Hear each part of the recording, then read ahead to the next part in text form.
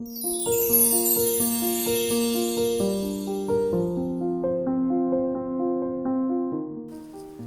ago, there was a girl named Rapunzel who had shiny blonde hair.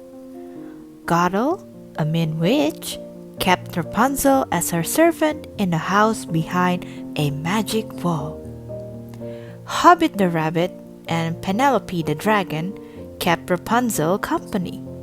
When Rapunzel wasn't cooking or cleaning, she loved painting pictures.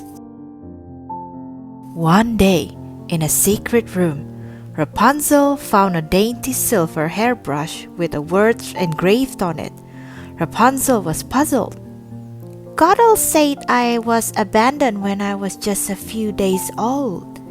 But this brush says it's from my mother and father for my first birthday. Why would she lie to me about that? In the secret room, Rapunzel also discovered a tunnel that led to a beautiful garden near a castle. As Rapunzel walked through the garden, she heard a cry for help. She ran over to a young girl who had fallen into a pit. Rapunzel tried to help her, but they both began to slide. Luckily, a handsome young prince, Stefan, pulled them both to safety. Rapunzel realized it was getting late, so she ran back to the tunnel and went home.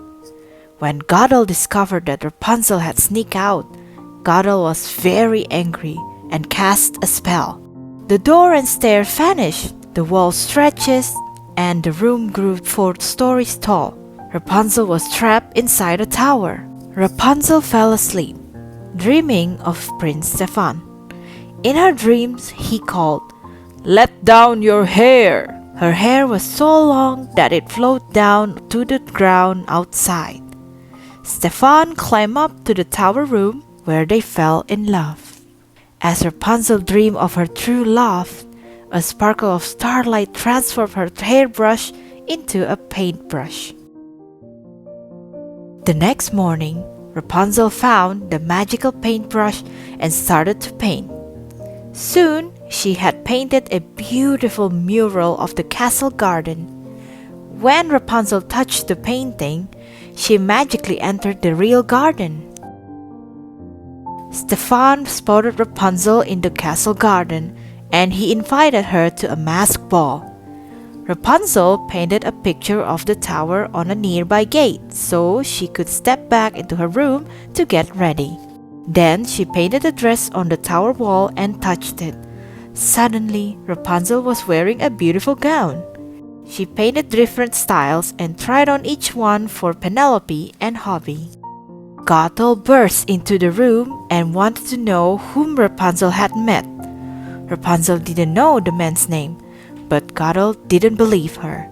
As a punishment, she cut off Rapunzel's long hair and destroyed the magical paintbrush and the mural, the only ways out of the tower. Then Gothel cast another spell. "Tower, tower, do your part. Never release a prisoner with a lying heart." Rapunzel was now trapped forever. Gothel went off to the masked ball, and Rapunzel was left alone and heartbroken. Penelope flew up to the tower's window to help. "Rapunzel, since you haven't been lying to Gothel, her spell can't stop you from leaving," she said.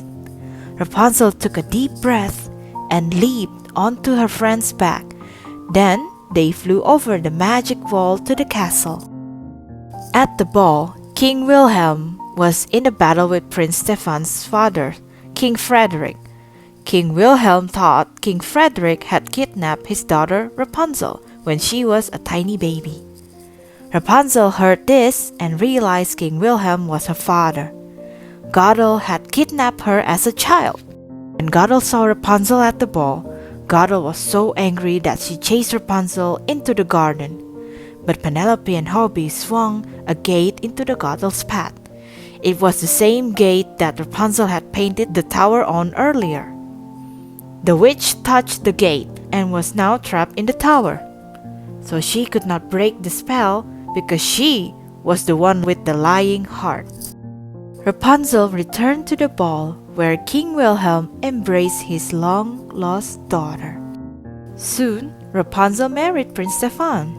Everyone came to celebrate, and they all lived happily ever after. The end.